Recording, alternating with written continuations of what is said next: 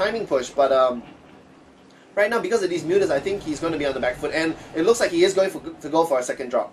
Oh my god, if this drop succeeds, it's going to be so huge. I mean, Oxygen, what Oxygen did not do in the first game was he did not drop units at the mineral line of Ice, and Ice was able to reinforce all his units very quickly.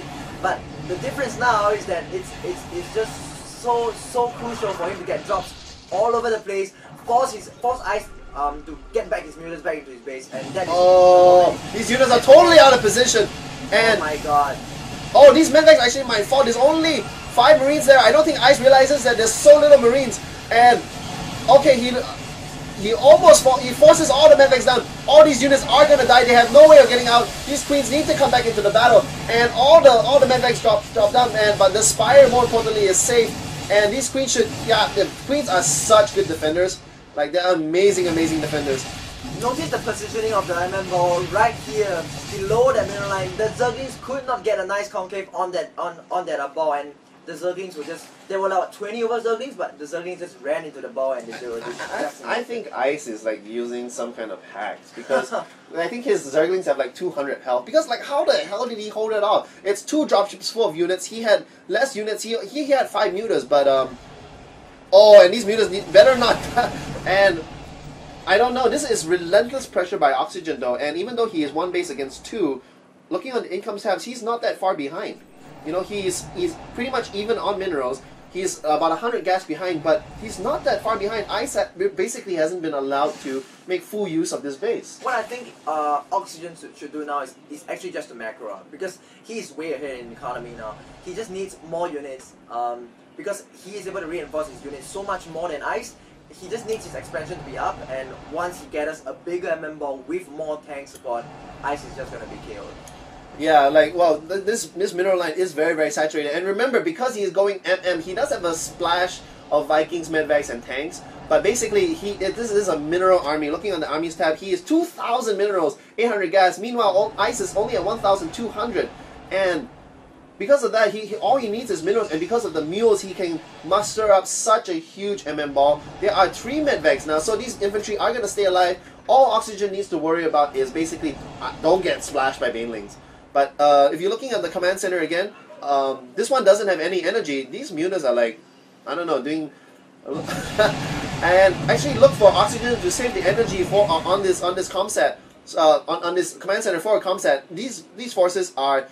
And he's just going to slow push his tanks out, and it probably... There goes the scan! As I was saying, there's no banelings, so he's going to feel confident to push in, and all these spine crawlers are going to die, and these Marines just got to make sure that they don't die from the banelings. Look for Oxygen to basically micro his siege tanks to land on this baneling ball. And if basically it's going to be all about these banelings. If these banelings fail to kill anything, to kill the Marines, this is going to be lights out, because this many Marines is just going to toast this baneling muta army. What I like about Oxygen's play is that he's always putting constant pressure on Ice. And as a Terran player, you always need to do that on the Zerg, because oh, look, there are 5 medvacs. I know what Oxygen's gonna do. The moment the banelings come in, he's gonna he's gonna load up every single Marine into the medvacs. All the banelings are gonna smash into the Marauders, and then he's just gonna, once the banelings are there, he's just gonna drop his Marines again. There are not enough mutas. Well, oh, actually, never mind. There are like a crap ton of mutas. There are 10 mutas, so he might lose his medvacs very quickly if he hops up into that. But I don't know. This is a lot of spine crawlers. I wouldn't say the spy class would be a huge difference. And there we go, the Zerglings are going in. The banelings are just melting away the tank. That's not... All the Marines live, all the Marauders, all the banelings die on the Marauders in the front. And this is... I don't know, man. I don't know. The banelings were just hitting the wrong units. I mean, it's just so difficult to get a nice round on the Marines, but the banelings just smashed their way onto the siege tanks, and that was not supposed to be the case. They were supposed to go for the Marines, but I mean, there's just nothing that Ice could do now. This is probably going to be Oxygen's game.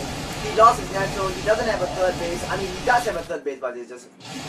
But looking at the army stat, it's 2,600 versus 1,003, and basically all that he has is these mutas, but these mutas are very bad against Marines. There are more banelings coming in, and the banelings all do fantastic damage. This might be a little too much for and all the Vikings fall. There is only one Marine. There are no Marines left. There are 3 Marines over here. But with with 5 medvacs and 4 Marines, every Marine gets its own. So yeah, the mutas basically couldn't do enough DPS to kill the Marines, and Oxygen is still firmly in control.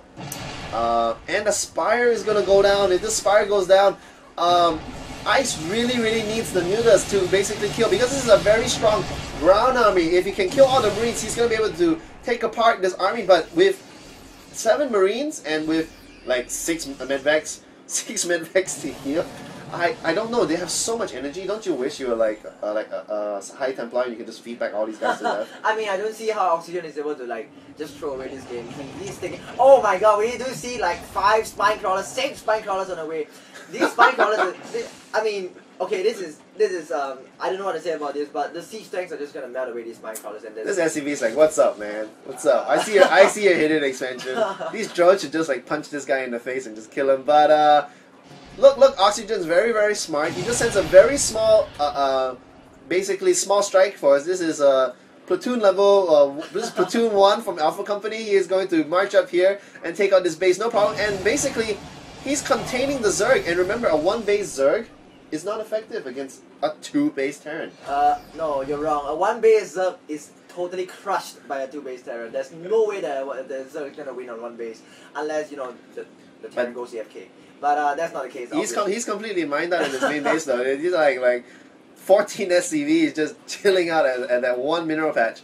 And yeah, again, as I say, this is such a strong ground army. You need mutas to take this out. But there are too many Marines. There's like 18 Marines right now, and I don't know. This is with this many tanks, and his banelings don't even have hooks. He can't even afford it. He is trying to get one more base inside, but without another Spire coming down. The Spire is almost done, but the main thing is you need mutas, you need banelings. Both of them cost gas, and he's on 1 base. This base is done.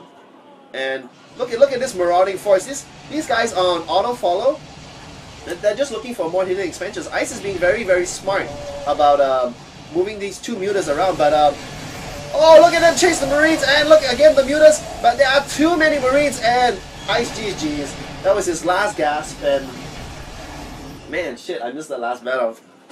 But too preoccupied, you know, these 2 mutas are too sexy. But basically, what Ice needed to do was kill the Marines, and he killed a whole bunch. Remember, they were like 20 something, but he only killed like 10. Like, there's still 11 Marines, and it's not enough. The difference in this game is that Oxygen did micro his Marines slightly better. No, he microed his Marines, period. I mean, he microed his Marines, and the difference is that the Banelings, they did not smash them they did not smash themselves onto the Marines, and instead this was the critical battle right here. The Banelings smashed onto the siege, onto 1 siege tank, and that is not cost effective at all.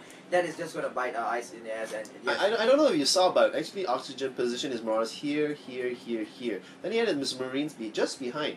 When the Banelings came in, the Marines only moved like 2 steps back. Yeah, they were still in range of the. They can still support their Marauder buddies in the front, but when the Marauders got splashed, and remember, it takes 7 Banelings to kill 1 Marauder, because Marauders are armored units that are not light, and Banelings only do 20 damage to light. They do 35 damage to Marines because they're light, and all the Marines lived. And because the Marines lived, Oxygen had, remember, 12 mutas, but he couldn't throw the mutas in because the Marines were still alive. So basically, it was tank, Viking, Marine Marauder versus just Zerglings and Banelings, and that's not gonna cut it. I think Oxygen did a really like a more versatile play for this game. For the previous game, he just I'm just gonna like try to drop 1 time onto the main, but he failed, and he just made a timing push that wasn't really as effective as for this game, because for this game, remember, he did toast a lot of drones, and he did force the drones to travel to the natural, and that alone is just going to cost Ice game because of the economic disadvantage. I think people really don't understand how much economics really works in StarCraft 2. Let's go back to this battle right here. When he had the Marauders here.